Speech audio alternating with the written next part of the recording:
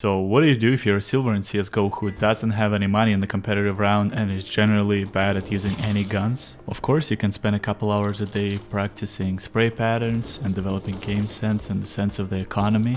But what if I told you didn't have to? Let me introduce you to the powerhouse of CSGO that can only be topped by the almighty Negev, the Sawed Off. According to Wikipedia, it's a type of shotgun with a shorter gun barrel. But if you were to ask me, I'd say the gun barrel length is just fine. Without further ado, let me show you how this shotgun can turn you from level 1 crook to level 100 boss in no time.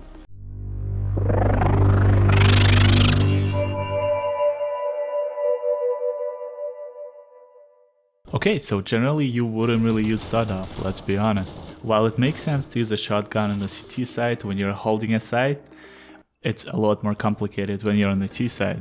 However, there are some advantages to it, obviously. The easiest one to point out is probably the reward that you get when playing competitive, because shotguns give you the whole $900 per kill. Combine your Sawed Off with a deagle when the enemy is far away and you're pretty much set for under 2k. However, wouldn't it make more sense to buy a Galil for 1800 bucks?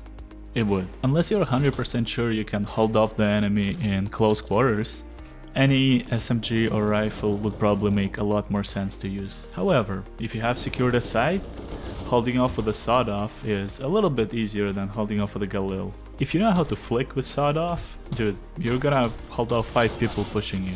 As you can see in this deathmatch on Dust 2, I've picked the Sawed Off and the Deagle for obvious reasons. While Sawed Off is amazing in close quarters, there is absolutely no way you can shoot anybody who is 10 meters away from you. And you know, while it's maybe possible in a deathmatch because the enemies are just coming from everywhere, in an actual competitive game it's gonna be a lot harder. However, it doesn't hurt to practice and just get out of your routine of just grinding your AK. In this case you would just run around with a deagle like you always would, but then once you get into tighter quarters, such as lower tunnels for example, you just pull out a shotgun and you have a much higher chance of getting somebody in this exact close quarters who perhaps has a rifle with a shotgun. Plus, if you're sort of aiming at chest, there is a very high chance you will be able to headshot the person. Another reason practicing this is good is you get more comfortable with a shotgun in general, so then when you're on the CT side you can actually use Max 7.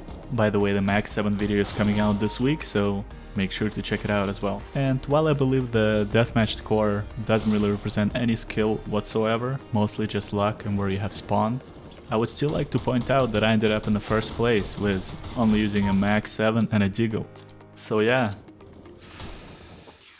suck it, the guy that kept killing me with a scar. Of course, I've mentioned that it's really hard to use Sawed Off in competitive unless you guys have secured the sight and you're just holding a couple angles. So I was like, hey, look, Wingman maps are a lot smaller, so maybe I can actually get some use out of the Sawed Off there. So I started on the CT side, and starting from the second round, I've only been using Max 7. And let me tell you, it played out great. Of course, because I haven't been playing Wingman in a very long time, I've been probably queuing with a bunch of people who also haven't been playing Wingman in a long time. But anyways, the point still stands. If you're on the CT side, you can definitely use a shotgun to hold the sight. So I felt pretty good about it. Anyways, then we switched to the T side. Let me show you here. From the second round, I've been buying the Sawed Off every single round. And let me tell you, it didn't go as expected. When you're pushing and the enemy is holding the angle, it's very hard to use the Sawed Off. And I'm not gonna lie, I didn't even get a chance to test the theory that if you're holding a sight, it's a lot easier with a shotgun. Because in Wingman, you hardly ever plant the bomb. It's either your team gets killed or the enemy team gets killed way before you plant the bomb. So unfortunately, my theory about how amazing Max 7 is didn't prove quite right even in Wingman. It was nice to use a shotgun as a CT, but as a terrorist has to push the sight, it was rather inconvenient.